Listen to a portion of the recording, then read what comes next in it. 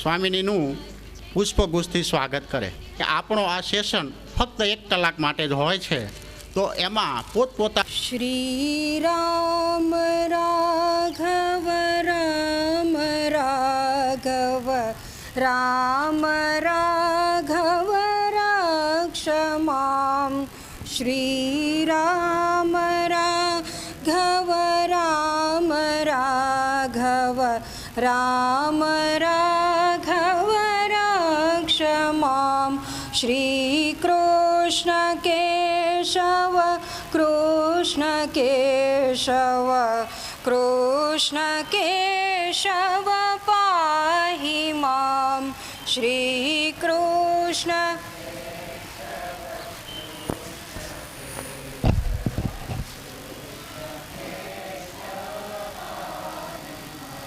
શ્રી રામ રાઘવ રામ રાઘવ રામ રાઘવ રક્ષમામ શ્રી રામ રાઘવ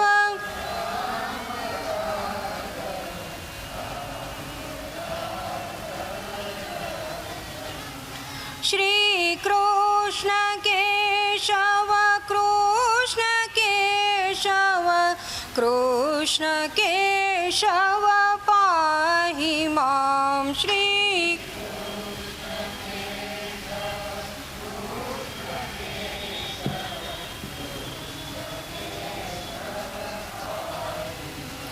શ્રી રામ રાઘવ રામ રાઘવ રામ રાઘવ રક્ષમામ શ્રી રામ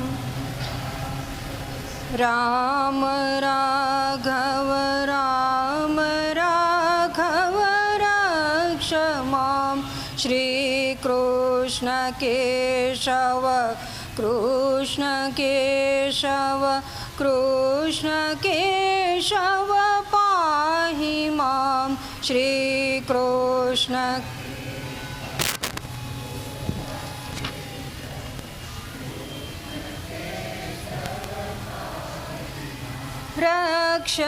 રક્ષમામ પાહિ મામ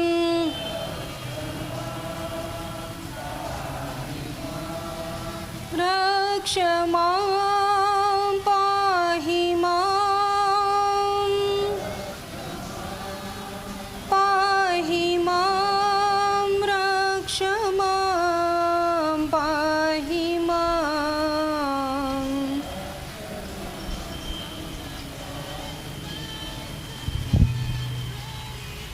ઓ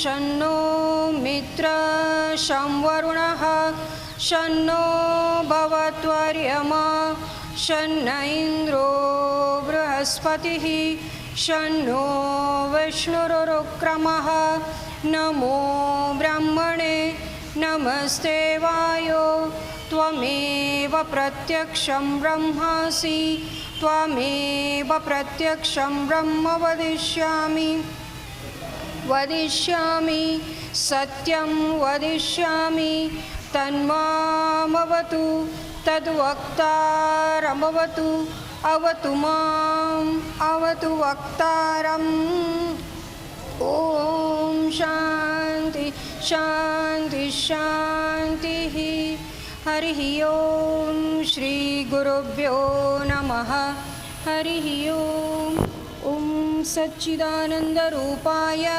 विश्वोत्पत्त्यादिहेतवे तापत्रयविनाशाय श्रीकृष्णाय वयं नुमः। या देवी सर्वभूतेषु વિષ્ણુ માયેતિ શબ્દિતા નમસ્તસ્યૈ નમસ્તસ્યૈ નમસ્તસ્યૈ નમો નમઃ યા દેવી સર્વભુવનેષુ ભગવદ્ગીતેતિ વિખ્યાતા નમસ્તસ્યૈ નમસ્તસ્યૈ નમસ્તસ્યૈ નમો નમઃ શ્રુતિસ્મૃતિપુરાણાનામ આલયં કરુણાલયં નમામિ ભગવત્પાદં શંકરં લોકશંકરમ. ગઈકાલે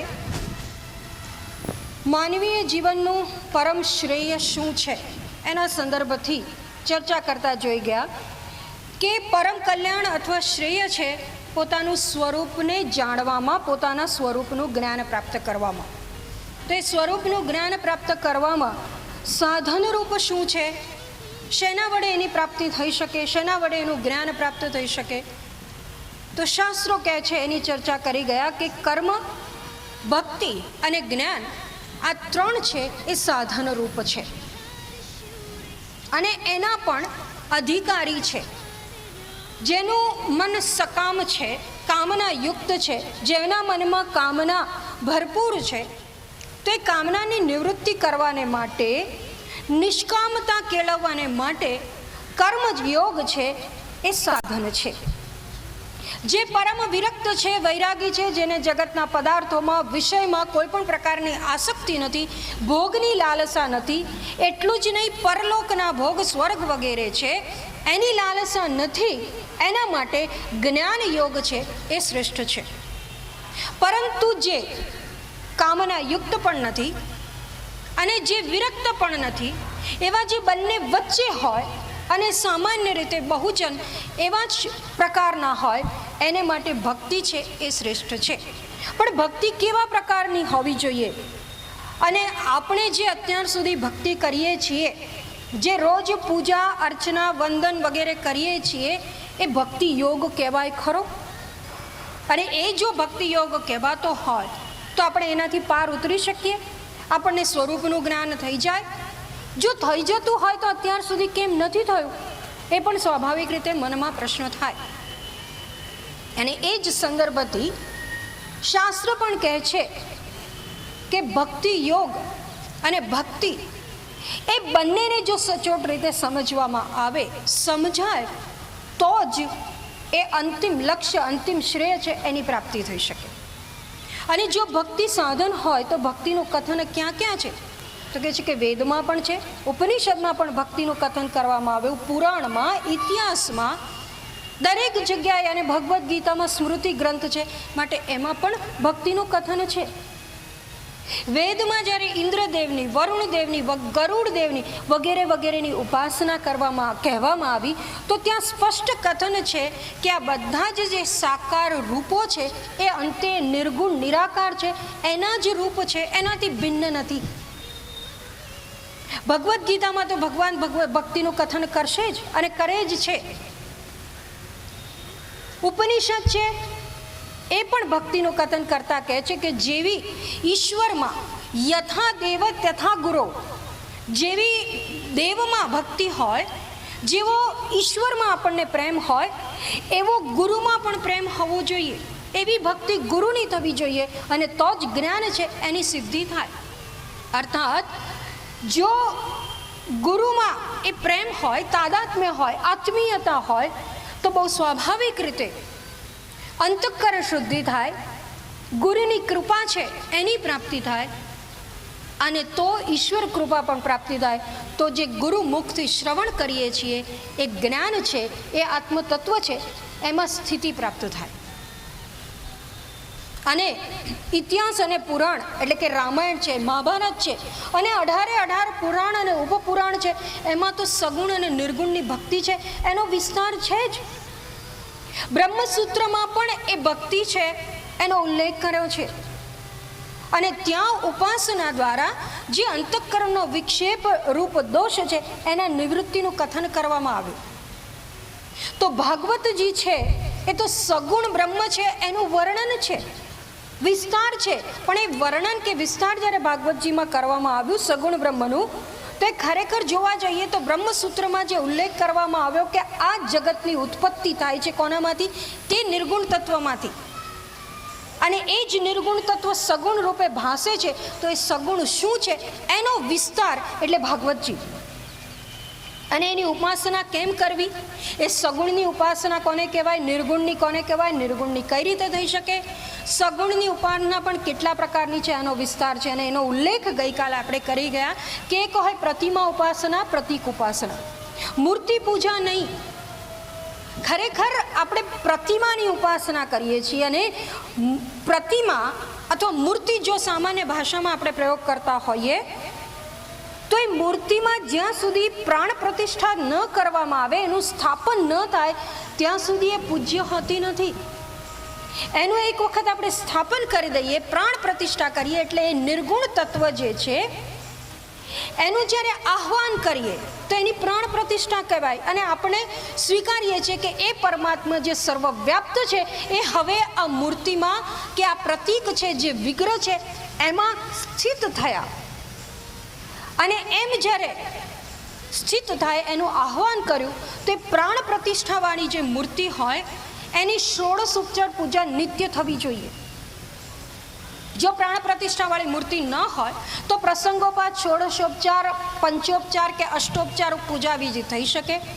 જો એ શક્ય ન હોય અને આપણા ઘરમાં જે પણ વિગ્રહ છે, જે આપણા ઈષ્ટદેવ છે, એની છબી હોય કે મૂર્તિ હોય, એ મૂર્તિ કાષ્ઠની હોય, આરસપાણની હોય કે ગમે તે હોય, ધાતુની હોય, તો એની જે આપણે પૂજા કરીએ છીએ એમાં ભાવના મહત્વની છે. અને એવે સમયે વિધિ વિધાન આપણને ન ખબર હોય પણ જો ભાવના શુદ્ધ હોય તે ભાવપૂર્વક થયેલી ભક્તિ છે એનો પણ પરમાત્મા સ્વીકાર કરે છે. વિગ્રહને બદલે પ્રતિક રૂપે શાલિગ્રામ કે શિવલિંગ છે એનું પણ આરાધન થઈ શકે. કેટલીક વખત આપણે ગણપતિજીની મૂર્તિ ન હોય તો સોપારીને ગણપતિ રૂપે માની લઈ અને એને પ્રતિક રૂપ માની સ્વીકારી ગણપતિનું આપણે એનું આ પૂજન કરીએ છીએ.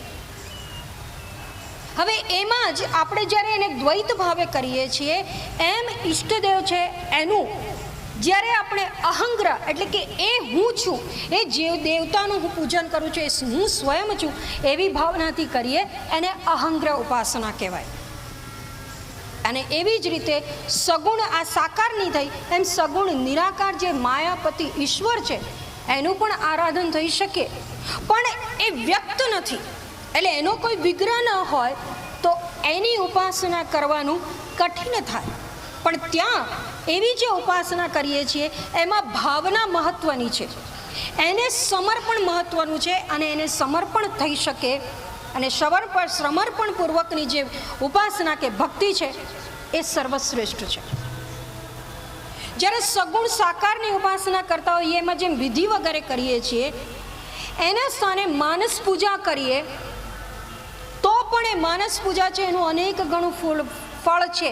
પણ એ માનસ પૂજા કેવી હોવી જોઈએ? તો જેવી આપણે વિધિવત પૂજા કરીએ છીએ એવી જ બધી માનસિક કલ્પના કરી અને એ જ પ્રકારના સ્તોત્રો અથવા તો એ જે વિધિ કરતી વખતે જે મંત્રોચ્ચાર થતા હોય એ બધા મનમાં બોલી કલ્પના કરીને માનસિક રીતે એની પૂજન કરવું જોઈએ. અને અંતે નિર્ગુણ નિરાકારની પ્રતીક ઉપાસના અને અહંગ્રહ ઉપાસના છે. પ્રતીક ઉપાસના એટલે એ નિર્ગુણ તત્વ છે, એનું પ્રતીક ઓમકાર છે, એમ એનું ઉપાસન કરવું.